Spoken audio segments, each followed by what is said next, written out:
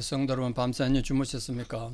복된 새날이 밝았습니다. 함께 찬양 드리며 하나님 예배자로 나갑니다. 623장 주님의 시간에 욥의 고난을 생각하며 찬양 드립니다. 623장 찬양 드립니다.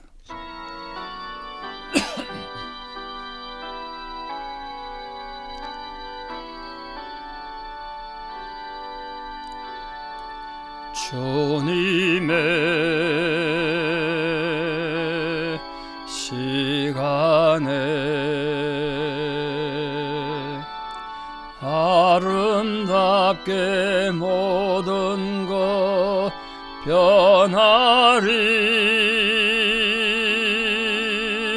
주님 나의 갈 길을 인도하여 주시니 주의 뜻을 따라서 살리라.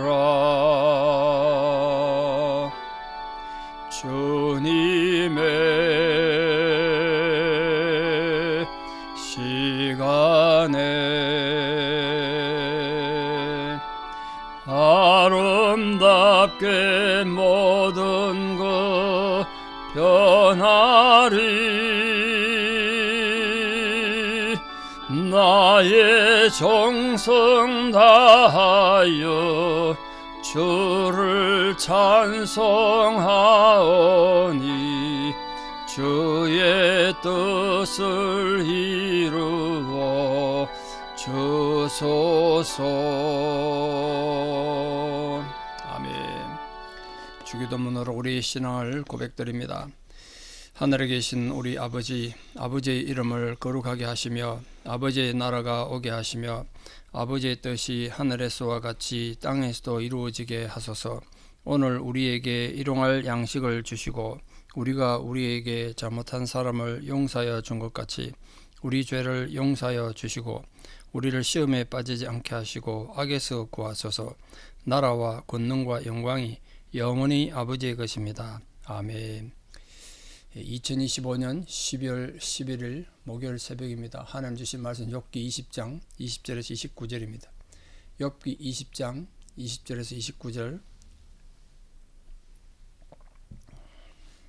봉독에 올립니다. 욥기 20장 20절입니다.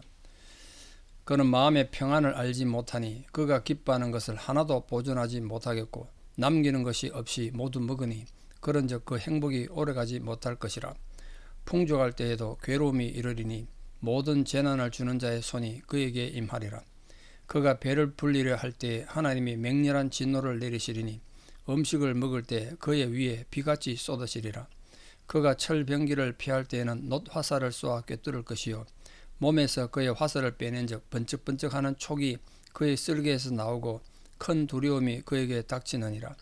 큰 어둠이 그를 위하여 예비되어 있고 사람이 피우지 않은 불이 그를 멸하며 그 장막에 남은 것을 해치리라. 하늘이 그의 죄악을 드러낼 것이요 땅이 그를 대항하여 일어날 것인즉 그의 가산이 떠나가며 하나님의 진노의 날에 끌려가리라. 이는 악인이 하나님께 받을 분깃이요 하나님이 그에게 정하신 기업이니라. 아멘.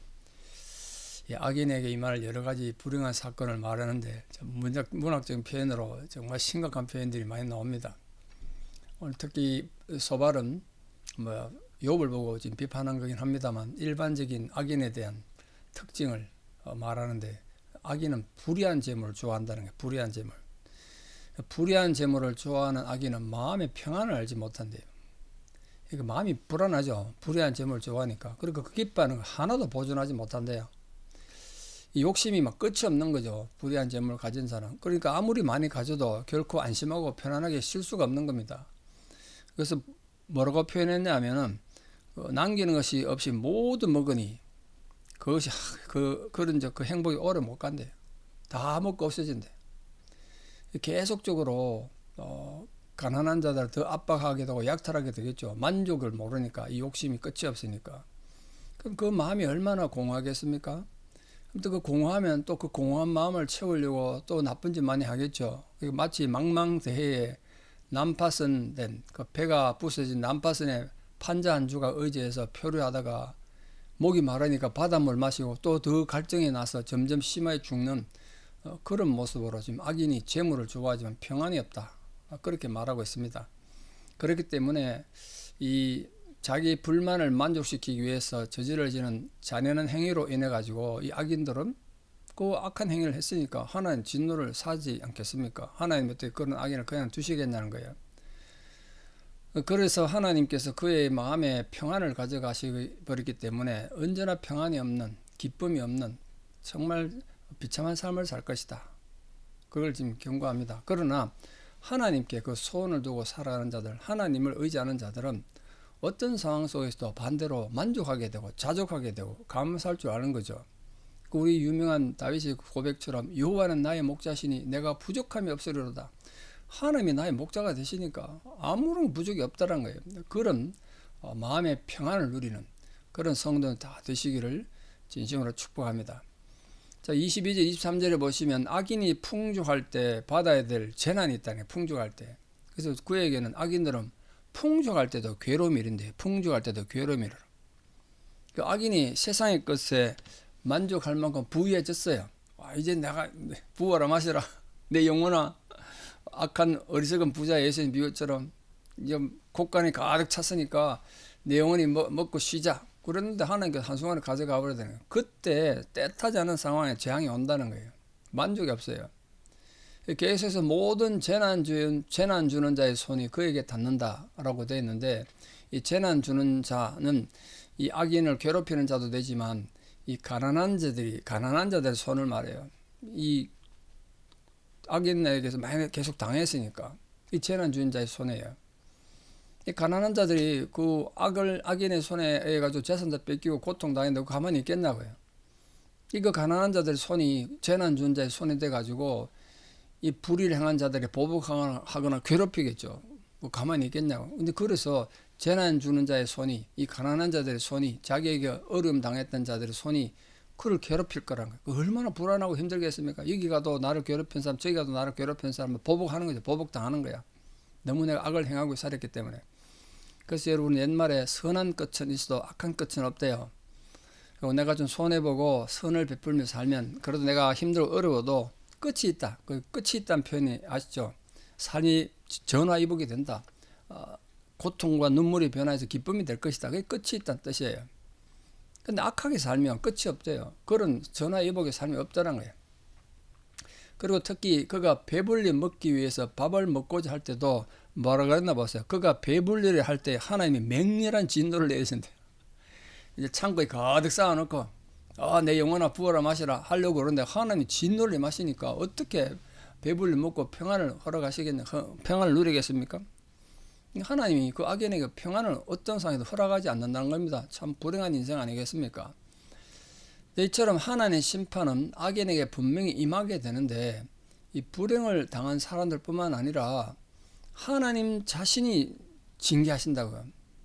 이 악인이 악을 행했으니까 그 악에 당한 사람, 그 사람들 보복하는 그런 보복을 때문에 악인은 불행해질 뿐 아니라 하나님이 그 악에 대해서 또 그냥 안 두신다는 거예요.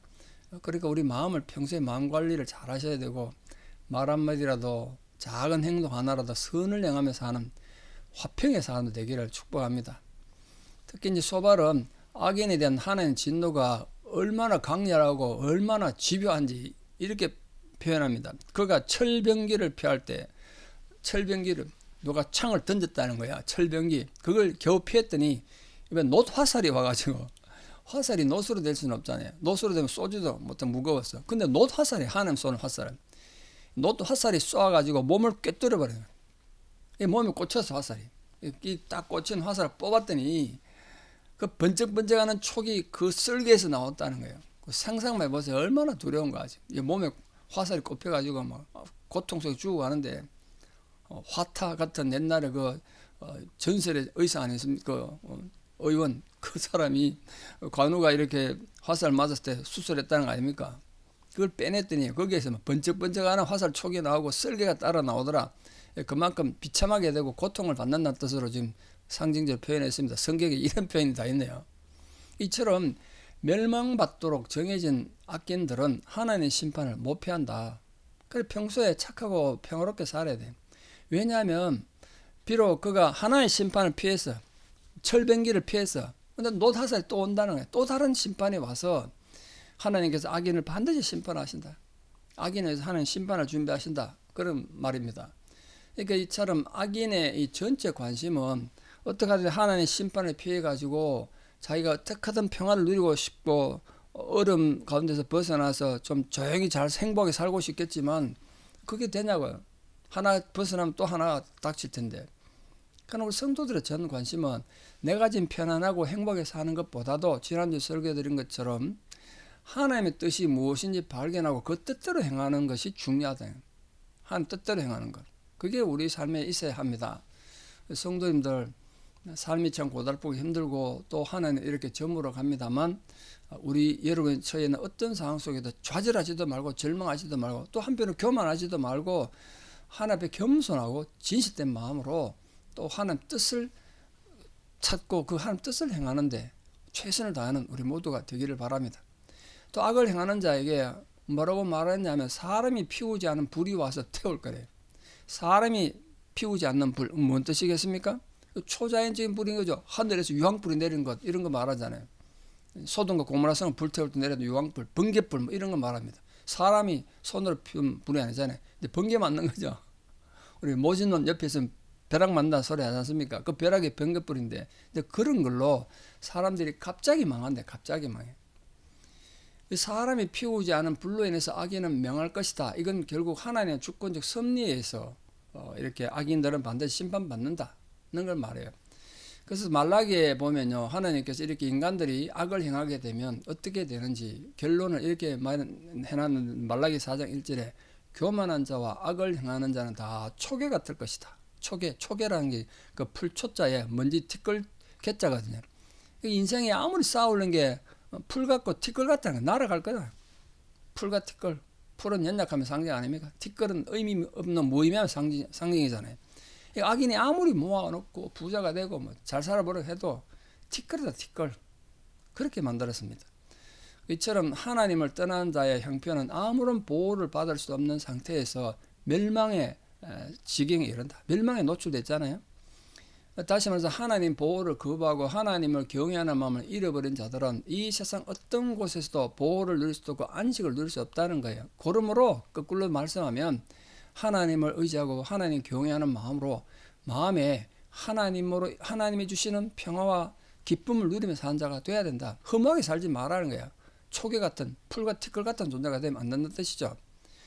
이제 마지막 27절에서 29절까지 악인이 하나님께로부터 받을 분깃이 뭐라고 그랬냐, 그거 보십시오. 하늘이 그의 죄악을 다 드러낸대요. 우리 흔히 하늘이 무섭지 않느냐 이렇게 말하는데 사람은 속여도 하나님 다 기획하시고 세상에 다 드러낸대요. 또 땅이 그를 대항해서 일어난대요. 그러니까 하늘과 땅의 은택을 보호를 못 받는 거예요. 하늘도 드러내고 땅도 대항해서 일어나니까. 또 28절에 보면 그의 가산이 다 떠나가고 재산 다 잃어버리고 패가 망신하는 거죠. 하나님이 진노하시는 날에는 끌려간다. 다 살아버리죠. 다 사라져버려요.